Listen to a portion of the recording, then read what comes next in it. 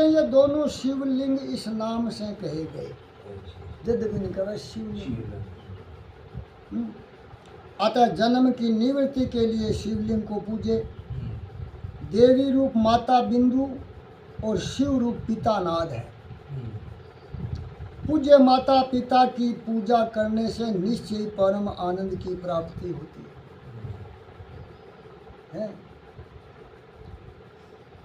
जिसे परम आनंद की इच्छा हो वह शिवलिंग की पूजा करे। अब परम आनंद अपन कदू सी अपना सारा कार्य सिद्ध हो जाए तो ही है। का अधूरे ना ना अधूरे नहीं। तो अगर शिव प्राण कहने लग रहे भगवान शिव खुद कहने लग रहे अगर सुख चाहो परम आनंद चाहो तो शिवलिंग की पूजा करो। जैसे जो पुत्र माता पिता की सेवा करता है उस पर माता पिता कृपालु रहते। देखो बेटो माँ बाप की सेवा करे है नहीं पर माँ बाप कृपालु दयालु को नहीं होते भाई। वो बेटो के बाप की मांग ले मांगना पड़ेगा बिना मांगे ठगा दे। यही आप अगर शिव की पूजा करांगा तो मांगने की आवश्यकता को नहीं।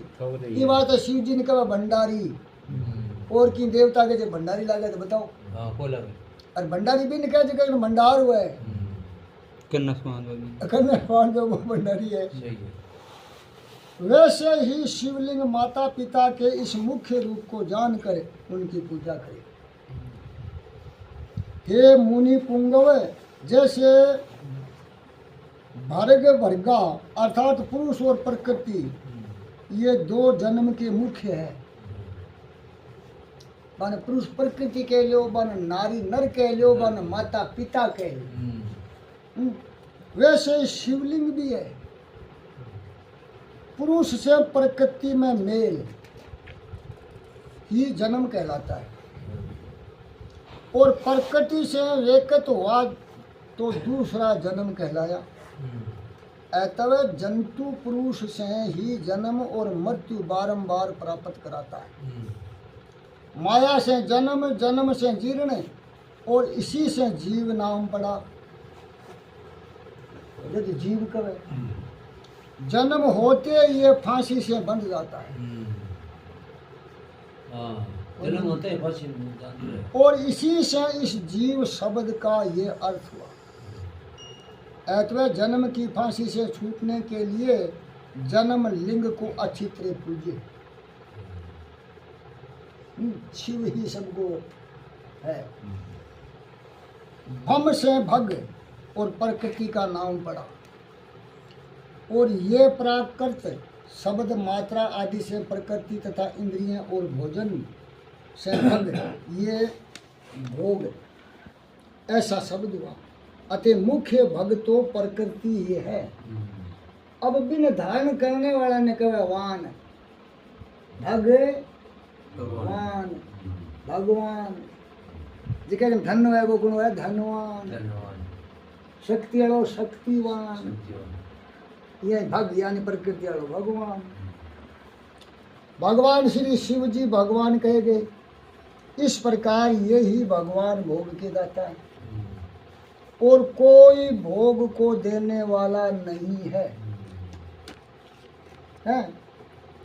भग के स्वामी भगवान ही भर्ग है और भग के सहित लिंग और लिंग सहित भग ही यहाँ और वहाँ नित्य भोग के लिए है। अठैन बठै ई लोक में भी लोक में। इसलिए श्री भगवाले महादेव शिवलिंग की पूजा करना योग्य है। शिव भक्ति के मिलाप का नाम लिंग है। शिव जी अपने लिंग के पूजन करने से प्रसन्न हो जाते हैं। जो इस शिवलिंग का साधारण पूजन करता है वह जन्म आदि से निवृत्त हो जाता है। आदित्यवार यानी द्वितवार के दिन पंचदेव द्वारा शिव जी को स्नान करावे। गोबर गोमूत्र गो दूध गो घृत और मधु ये पंचदेव है। पांच चीज़ा ने पंचदेव कहो। फिर दूध से अलग स्नान करावे। शहद ईख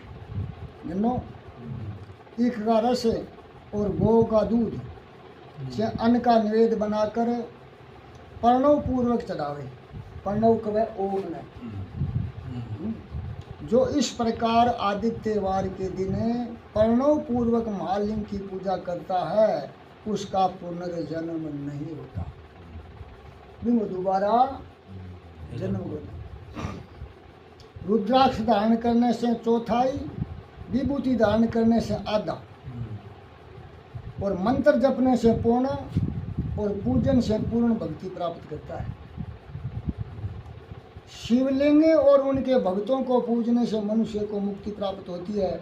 इस अध्याय को पढ़ने और सुनने से शिव जी की दृढ़ भक्ति प्राप्त होती है। बोलो शंकर भगवान। जय हो।